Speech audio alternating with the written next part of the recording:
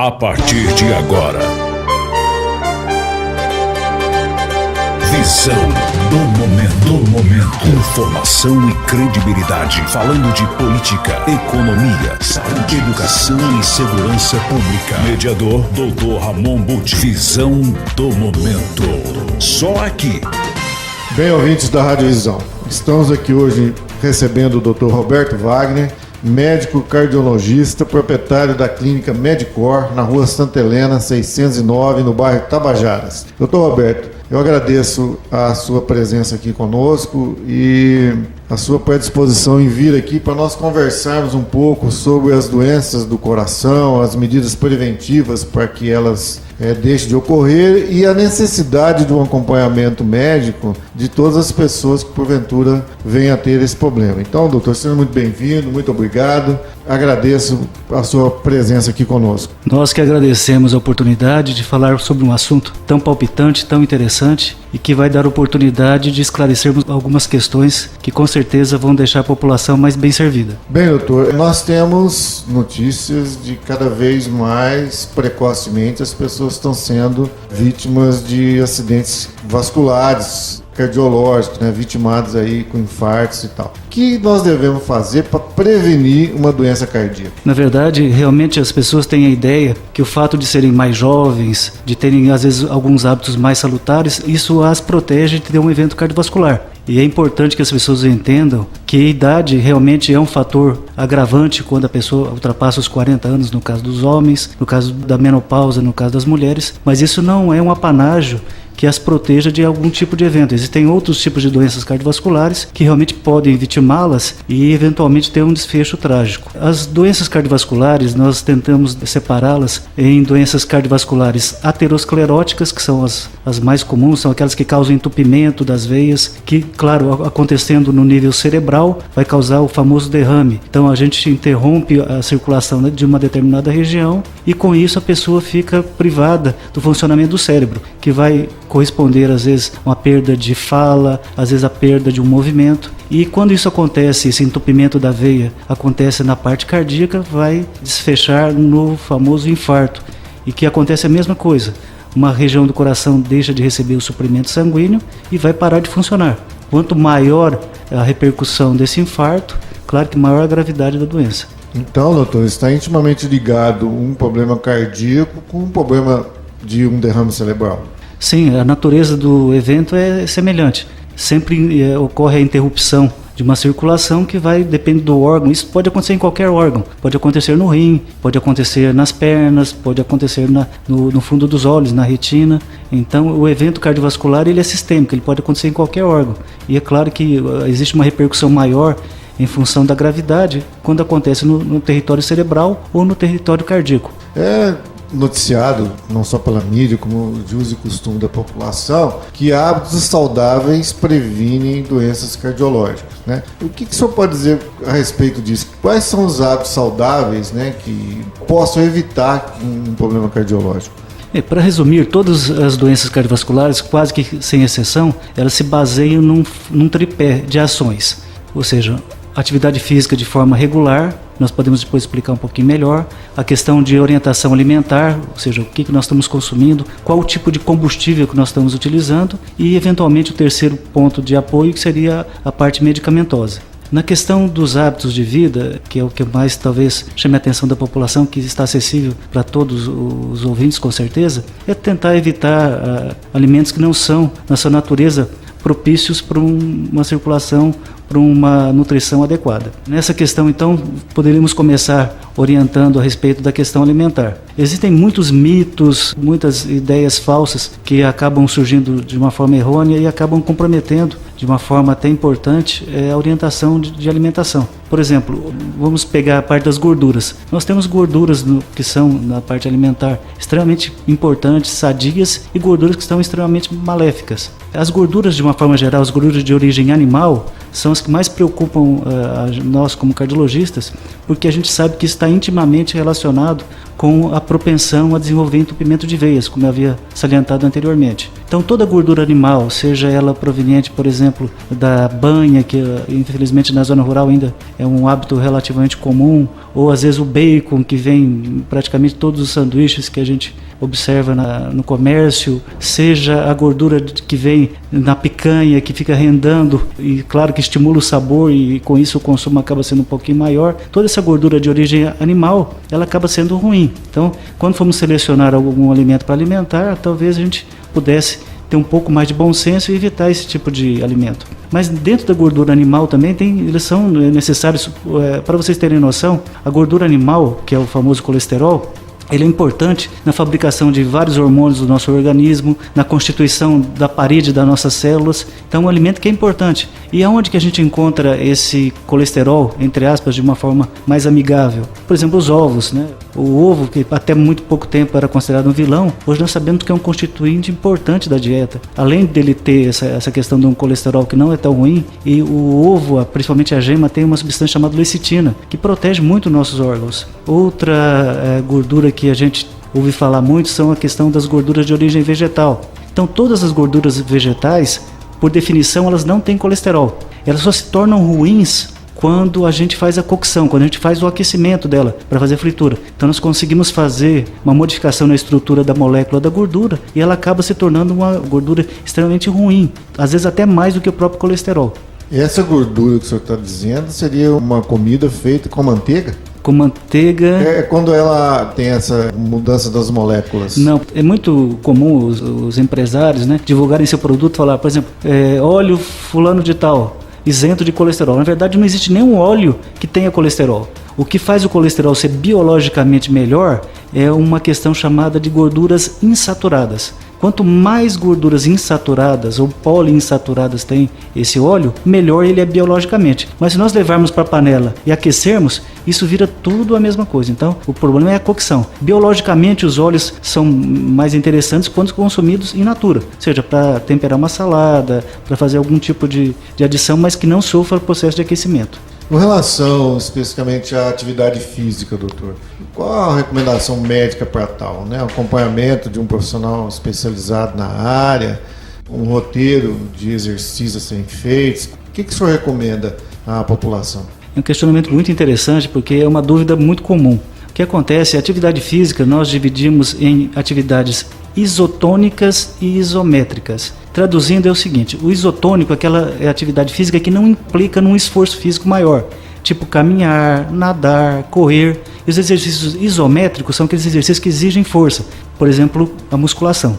Para nós, cardiologistas e para o sistema circulatório, o que é importante são exercícios isotônicos, que são exercícios que você pode fazer em praticamente qualquer lugar. Você pode andar, você pode caminhar, se tiver à disposição uma piscina, nadar é um exercício excelente.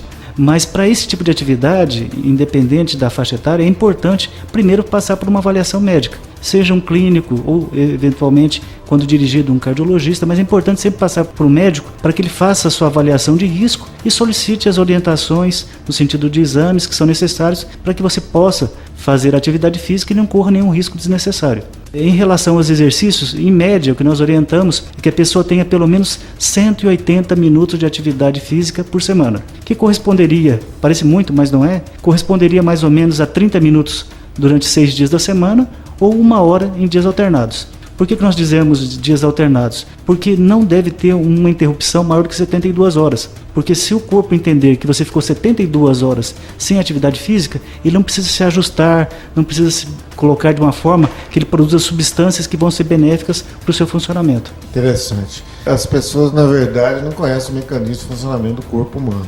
Então eu gostaria que você explanasse para nós, né, como o corpo reconhece a atividade física, a alimentação, e o que isso representa dentro do nosso metabolismo, o que gera o acúmulo de gordura nas artérias e nas veias. Perfeito. Bom, voltando então à questão da atividade física, para dar continuidade, a atividade física, quando nós a fazemos, nós estimulamos o nosso organismo a produzir substâncias que fazem com que as veias fiquem mais relaxadas. Então é esse o papel principal, por exemplo, no controle da hipertensão. Uma das atividades que a gente pede para a pessoa realizar de forma rotineira visa a prevenção da hipertensão. Ou quando o paciente já é hipertenso, faz com que a gente possa ou não usar remédio, ou usar remédios mais suaves. Então a atividade física exercida de forma regular, como eu salientei, ela vai fazer com que nós tenhamos esse benefício. Em relação à questão de alimentação, as gorduras, elas quando em excesso no nosso organismo, como eu havia explanado, elas propiciam um fenômeno de oxidação, que é a mesma coisa que você vê, por exemplo, quando você corta uma batata e fica exposta ao ar. Ela vai criar uma película que é o indicativo de oxidação. Nosso organismo sofre o mesmo processo de oxidação, só que interno. Então vocês imaginem como isso é danoso. Então a gordura, quando ela fica no nível mais elevado do que nossa capacidade de metabolizar, ela se oxida, e essa oxidação faz com que ela tenha capacidade de se grudar nas paredes das artérias, que onde é o início da doença chamada de aterosclerose, que nada mais é do que um depósito de gordura nas veias. Bom, doutor, nós falamos um pouco sobre exercício físico, sobre as gorduras, né, o acúmulo dela nas principais artérias, o que motiva procedimentos cirúrgicos. Mas eu gostaria de perguntar a respeito da nossa capacidade medicamentosa, ou seja, né, a assimilação do medicamento pelo organismo, bem como a aprimoração da indústria farmacêutica, que às vezes a gente percebe aí pela própria mídia, divulgação de notícias de produtos milagrosos, aqueles que vão fazer bem, aqueles que vão fazer mal, né? O que isso representa no dia a dia das pessoas, né? O que isso lá no consultório médico traz de informações para o médico cardiologista? É interessante esse questionamento, porque é muito comum nós sermos inquiridos no consultório a respeito de determinados produtos ou de determinadas medicações que são divulgadas às vezes pelo veículo de mídia, que fala que promete um resultado fantástico, estupendo. Claro que nós gostaríamos que tudo isso fosse verdade, mas a maioria dos casos, das situações, elas carecem de um estudo clínico, de uma avaliação médica aprofundada, e a maioria das vezes se tornam uma forma do empreendedor de ganhar dinheiro de uma forma ilícita. Em relação a essa questão dos fármacos, nós temos inúmeros medicamentos. Hoje o nosso arsenal terapêutico é enorme, tanto na questão dos lípidos, do tratamento das gorduras, né, do nosso sangue, quanto no tratamento da hipertensão, quanto no tratamento do infarto. Então sempre a orientação médica ela deve ser a porta de entrada para esse tipo de medicação. Em relação ao tratamento das estatinas, que é os tratamentos de uso de substâncias que vão promover a limpeza da gordura excessiva no nosso organismo, cada vez mais nós estamos entendendo que o caminho realmente passa por uma medicação preventiva. Então, quando você detecta que você tem um nível elevado de colesterol, nós não devemos esperar que essa gordura se deposite, comece um processo para que a gente comece a ser cuidadoso no sentido de prevenção. Muitas vezes hoje nós temos tratado pessoas na mais tenra idade, meninos após os 10 anos, as meninas depois que passam pela menstruação, a gente já está autorizado a começar o processo preventivo. Bem, ouvintes, iremos aqui para um breve intervalo em nossa visão do momento. Retornamos em seguida com a nossa conversa aqui com o Dr. Roberto Wagner, que é um médico cardiologista em nossa cidade, da Clínica Medicor, na rua Santa Helena, 609, no bairro Tabajara. Os melhores debates acontecem aqui. Visão do momento. Bem, doutor, é comum as pessoas serem acompanhadas e tratadas, claro que é uma doença cardiovascular, da pressão alta. O que nós podemos entender como pressão alta? Existem números mínimos e números máximos, né, da pressão diastólica e sistólica, que representam um fator de risco para uma doença, né, ou até para um infarto, não é isso? Além de doenças periféricas, né, que seria doenças dos rins, do fígado, né? Eu gostaria que o senhor falasse para nós sobre a pressão alta. Perfeito. É importante salientar e identificar dois conceitos básicos nessa questão de hipertensão. Hipertensão é um processo das artérias. O coração não gera hipertensão, ele sofre com a hipertensão, como sofre também os rins, como sofre também as retinas dos nossos olhos, né? Então a doença não é no coração, a doença é gerada nas artérias. A hipertensão, em linhas gerais, é um processo de enrijecimento, de endurecimento das artérias. Então elas perdem a capacidade elástica que é normal no processo do dia a dia do funcionamento do nosso organismo. E como o senhor ressaltou, nós temos duas medidas da pressão. A máxima, nós chamamos de sistólica, que é a pressão gerada quando o coração se contrai e joga todo o sangue dentro das veias, no caso as artérias. E a diastólica, que é justamente quando a veia se relaxa. Antigamente nós tínhamos um conceito de que a hipertensão era basicamente uma preocupação relacionada com a hipertensão diastólica, a mínima. Hoje nós sabemos que a hipertensão sistólica é tão danosa quanto a hipertensão sistólica. E como nós estávamos destacando, os níveis para mais da hipertensão, o chamado de hipertensão, é porque você tem um nível elevado da tensão arterial. E essa tensão arterial começa a ser danosa a partir do nível de 140, que o público leigo costuma rotular de 14, e a mínima de 90, que seria o 9. Então, 14 por 9 já é considerado hipertensão.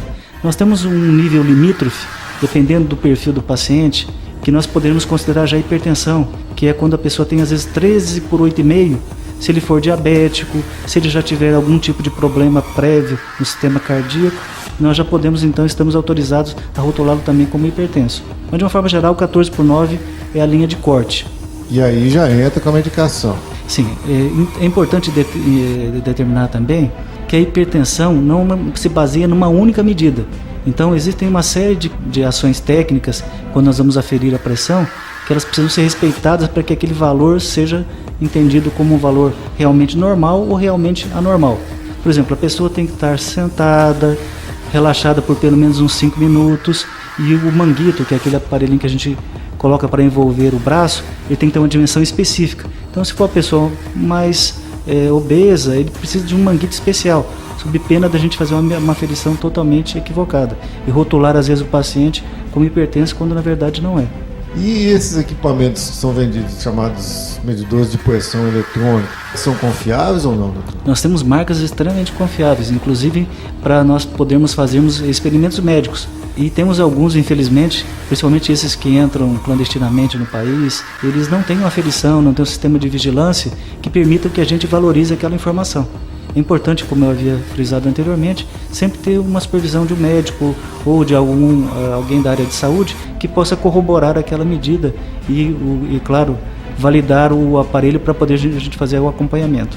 Em se tratando de acompanhamento, eu acredito que uma das maiores dificuldades da população é chegar até alguém que possa fazer a aferição da pressão arterial, né? Porque os nossos postos de saúde estão totalmente atarefados ali com coisas mais graves a serem atendidas, tanto quanto os hospitais quanto os ambulatórios médicos. A quem a pessoa deve recorrer então, doutor, para isso acontecer? Infelizmente, aí nós já entramos num problema de saúde pública. Realmente, anteriormente era muito comum as aferições serem feitas nas farmácias, que ainda podem ser feitas, mas desde que por um profissional que tenha competência para realizá-la. E com essa, entre aspas, interrupção dessas medidas nas farmácias, que era um ponto de acesso fácil, nós começamos a ter essas dificuldades. O ideal é que a pessoa tenha condição de ter um aparelho desse de aferição em casa. É muito comum um familiar que já tem o aparelho, já foi validado por um profissional da saúde, seja ele médico, seja um enfermeiro ou um farmacêutico, e a partir daí ele pode usar aquela medida que pode ser feita no domicílio, às vezes das pessoas do entorno desse indivíduo, e que podem determinar se realmente a pressão está boa ou não.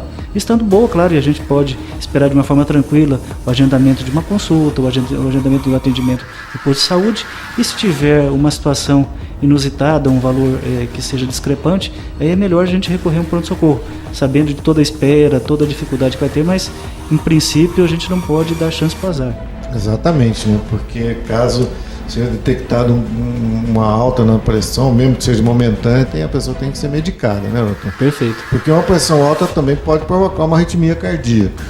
É comum isso acontecer, né? Eu gostaria que o senhor falasse um pouquinho sobre a arritmia cardíaca e o marca-passo. O que é uma coisa, o que é outra, para as pessoas entenderem. Porque é muito comum a gente dizer no nosso contato diário com as pessoas, fulano tem marca-passo, como se fosse uma coisa que não seria normal, realmente não é normal, mas que a pessoa às vezes é até vista de maneira diferente pelas outras. Sim. Bom, o termo arritmia cardíaca, ele significa que nós perdemos o ritmo normal. Essa perda do ritmo normal, ela pode acontecer de uma forma simples, que são chamadas extrasístoles. É quando nós temos o batimento sempre normal e de repente ele bate fora do compasso. Isso pode acontecer de uma forma isolada, de uma forma às vezes até com uma frequência um pouquinho maior, e muitas das vezes isso não representa uma doença complexa, desde que o coração estruturalmente seja normal. As arritmias cardíacas, elas são divididas em taquiarritmias e bradiarritmias. As taquiarritmias são aquelas arritmias que geram batimentos numa frequência maior do que o ideal. E as bradiarritmias são justamente o oposto. É quando o nosso coração bate numa frequência menor do que o necessário para a manutenção dos nossos órgãos vitais. E toda vez que você tem uma bradiarritmia, dependendo da situação, você se torna um candidato potencial ao marca-passo. O que é o marca-passo? Na verdade, é um dispositivo eletrônico que vai inserir um fiozinho, que vai ser colocado de forma a estimular o coração nas situações em que o coração não consegue manter a frequência cardíaca ajustada. Então existem pessoas que colocam, por exemplo, o marca-passo e usam durante 8 anos, durante 10 anos, durante 12 anos, dependendo da necessidade que ele precisa do uso do dispositivo. E tem pessoas que precisam continuamente do marca-passo. Esses sim se tornam pacientes com uma complexidade maior, exigem já todo um acompanhamento, toda uma abordagem, todo um roteiro de exames para que esse paciente seja muito bem monitorado. É que nós falamos assim, o paciente é dependente do marca-passo. Muitos pacientes têm o marca-passo mais como um backup, uma forma de se proteger numa situação que ele seja necessário. Doutor, nos exercícios físicos, a tendência do nosso coração é aumentar os batimentos cardíacos até um determinado nível. Perfeito. Então, dentro da cultura da educação física, diz-se que o exercício físico ele só tem uma produtividade ou um reflexo benéfico para o organismo acima de 130 batimentos por minuto, dentro da literatura que a gente acompanha. O que o senhor pensa a respeito disso? Na verdade, esse número é muito relativo. Todos os cálculos que nós fazemos em termos de frequência cardíaca ajustada para o exercício depende muito da faixa etária. É claro que um indivíduo mais jovem, ele necessita de uma frequência cardíaca mais elevada para atingir as metas que são necessárias para um bom condicionamento. E o paciente idoso ou de uma faixa etária superior, a frequência cardíaca tem que ser modulada em função desse dado. Toda vez que nós recebemos um paciente no consultório, ele é orientado a respeito do cuidado que ele tem que ter, onde manter o seu nível de tratamento. Aqueles que dispõem de uma assessoria, claro que o acompanhamento se torna mais adequado, mais ajustado e com certeza os benefícios vão aparecer de uma forma mais precoce. Mas de uma forma geral, esse cálculo tem que ser feito de forma individual. Não existe um número mágico que sirva para todas as pessoas. Em atividade física, caso ocorra uma arritmia momentânea, qual que é a recomendação médica, doutor? Paralisar aquele exercício? O que a pessoa deve fazer? Na verdade, isso que eu vou dizer não vale não só para arritmia, mas para qualquer situação. Nosso organismo é uma estrutura extremamente complexa, dotada de vários sensores. Então, não só a questão do paciente sentir o batimento cardíaco alterado, qualquer sintoma, seja ele falta de ar, seja dor no peito, seja uma fadiga inesperada, a conduta mais adequada é você interromper a atividade e, claro, agendar um atendimento antes de voltar às atividades de forma rotineira. Em caso de uma situação como essa, a paralisação da atividade, manter em inatividade por determinado tempo até que retorne ao batimento normal e em seguida procurar o atendimento médico. Isso é o recomendado. Depende muito da complexidade da situação. Na situação em que a pessoa para a atividade física e percebe que está se sentindo normal, geralmente isso traz uma certa tranquilidade para a gente. É diferente quando a pessoa para a atividade e continua sentindo que o coração está agitado ou que o desconforto continua. Qualquer situação como essa tem que ser entendida como uma urgência e tratada como tal. Então procurar uma assistência médica de forma imediata. Doutor, quando a gente tem notícias de que alguém teve algum problema cardíaco, um infarto, por exemplo, ele tem N sintomas. Alguns sentem dor de estômago, outros dor no peito, outros dor no queixo, né? Na face. Isso, como o senhor falou, difere de pessoa para pessoa. Em tendo um sintoma, a pessoa também deve procurar um médico. Quais são os sintomas frequentes que são relatados pelos pacientes do senhor? Então, na verdade, essa questão do chamativo do sintoma, tudo que a gente como cardiologista não quer. Eu não quero que meus pacientes cheguem a sentir isso. O ideal é que eles nos procurem de forma preventiva para que a gente detecte qualquer normalidade nos exames que são realizados de forma rotineira, para que ele não tenha a possibilidade de ter algum sintoma. Em relação ao qual sintoma chamar a atenção, volto a dizer, o ideal é que você procure o médico de forma preventiva. que não espere ter esse tipo de sintomas para depois ficar motivado a procurar um auxílio médico, uma ajuda médica. Mas o sintoma de doença obstrutiva coronariana, que seria a famosa angina, ela pode se manifestar, como o senhor acabou de citar, em vários locais do nosso corpo. Eu já tive pacientes que tiveram dentes retirados porque a dor acontecia na mandíbula. Então, ele tinha uma dor que parecia uma dor de dente e foi num profissional, o dente talvez tivesse uma pequena alteração, ele fez a extração do dente. Na verdade, era um sintoma de angina. Como é que ele descobriu isso? A dor, ela aparecia no momento de uma sobrecarga. No caso desse paciente específico, uma sobrecarga emocional. Ele ficava tenso, ansioso, o coração dele batia mais vezes, precisava de mais oxigênio, o coração não conseguia obter esse oxigênio porque a veia estava obstruída e ele tinha manifestação de dor, que no caso foi confundida com uma dor de origem odontológica. Mas a dor ela pode se manifestar tanto no lado direito do peito, no lado esquerdo do peito, no braço esquerdo, no braço direito, nas costas, na região do estômago. Então, o local da dor é menos importante, às vezes, do que o que desencadeia, como que essa dor aparece. E, claro, a intensidade da dor. Uma dor relacionada com a parte cardíaca nunca é uma dorzinha leve, mas depende muito da sensibilidade da pessoa. É muito comum as pessoas terem, principalmente as mulheres, terem uma sensibilidade muito grande para tolerar dor, e o que acontece? Ela acaba que tem uma dor e ela não valoriza porque entende que aquilo não é relevante.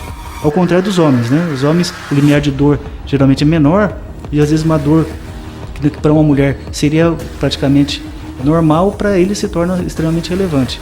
Outro dado a salientar nessa questão do desconforto, do limiar de dor, é que a pessoa tem que entender que qualquer situação de anormalidade no seu organismo deve ser entendido como um sinal de alerta. Como eu havia dito, nós temos sensores. Dor nunca é normal. Se você sentiu algum desconforto, seja ele de origem cardíaca ou não, o ideal é procurar uma assistência médica para que você possa fazer a avaliação e ser tratado de forma preventiva. Nós estamos há muito tempo, né, que a gente vem acompanhando aí, não só pela mídia, como a divulgação pela internet, em evidência o estresse. O estresse do dia a dia e o efeito disso no nosso organismo. O efeito do estresse nas doenças cardíacas, isso é reflexo do nosso dia a dia e isso acontece com frequência? Na verdade é enorme. Por coincidência, eu estava fazendo um exame de um paciente, 32 anos, que não tem colesterol, nunca fumou, faz atividade física com regularidade e com 32 anos ele teve um infarto. Qual foi o motivador? Estresse. A única coisa que nós conseguimos identificar nesse paciente, estava sendo submetido a uma situação de uma sobrecarga muito grande e acabou tendo um infarto, ou seja, a veia foi obstruída não porque tinha placa de gordura, ela foi obstruída porque ele formou um coágulo internamente e esse coágulo obstruiu a passagem do sangue. Então o estresse talvez nós estamos caminhando cada vez mais para ter esse tipo de paciente com mais frequência no consultório.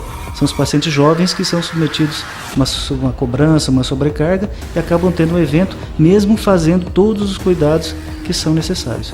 Então o efeito psicossomático do estresse gera um problema, por exemplo, como o senhor falou, um coágulo que vem de onde esse coágulo? E na verdade eu simplifiquei um pouco, mas o mecanismo mais comum é que esse paciente tenha um espasmo da coronária.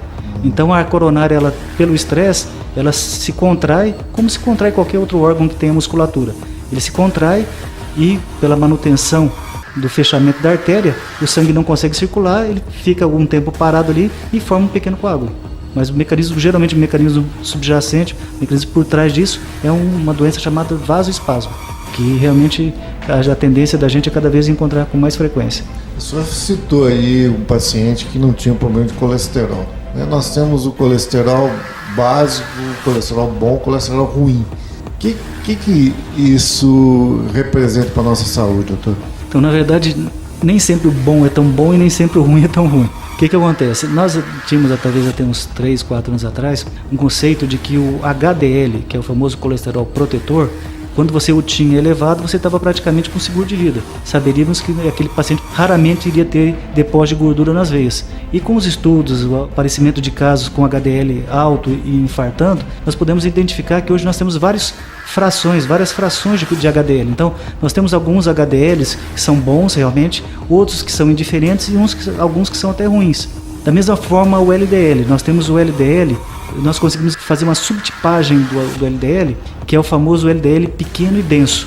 É uma molécula extremamente heterogênea, extremamente agressiva para o nosso organismo, e às vezes você dosa o LDL do paciente, ele está alto, mas ele não tem tanto LDL pequeno e denso. Então o risco dele não é tão grande como às vezes um paciente que está numa faixa praticamente normal de LDL e por ter esse tipo de molécula ele acaba sendo suscetível a esse tipo de doença. O triglicérides, o que é o triglicérides? O triglicérides, na verdade, é uma forma de energia de depósito. Então quando nós ingerimos carboidratos, arroz, batata, pão, macarrão, mandioca, doces, bebidas, isso vai entrar no nosso organismo e vai virar açúcar. Esse açúcar, quando ele é utilizado como fonte de energia, ele vai ser consumido, e o que sobra desse açúcar, uma parte vai ser depositada no nosso fígado de uma determinada forma específica para uma resposta rápida quando a gente precisar de energia, e a outra parte vai virar triglicérides. Na verdade, o nome triglicérides vem disso, é uma molécula de 3 glicerídeos. São 3 moléculas que vão estar lá armazenando energia para quando nós precisarmos. É claro que antropologicamente isso era muito interessante, né? Nós vivíamos em cavernas, precisavam de repente ficar 2, 3, 4 dias sem alimentação, então era uma coisa boa. Hoje em dia nós, graças a Deus, pelo menos nós não temos isso com tanta frequência assim, as pessoas que ficam 2, 3 dias sem se alimentar. E isso então acabou sendo um prejuízo metabólico. O senhor falou sobre gordura no fígado, é comum as pessoas, quando fazem uma ultrassonografia, serem classificadas com esteatose 1, 2, 3, né? Eu queria que o senhor falasse sobre isso, aproveitar esse momento, não é especificamente da sua área, mas só dizer para nós o que é esteatose. Então, a esteatose, nós dividimos as esteatoses em esteatose alcoólica e não alcoólica. É claro que o motivo da gente dividir dessa forma, porque é uma forma muito comum de esteatose é a pessoa que consome bebida alcoólica de uma forma inadequada e acaba sobrecarregando o fígado. Isso gera um processo inflamatório e esse processo inflamatório se traduz com essa esteatose.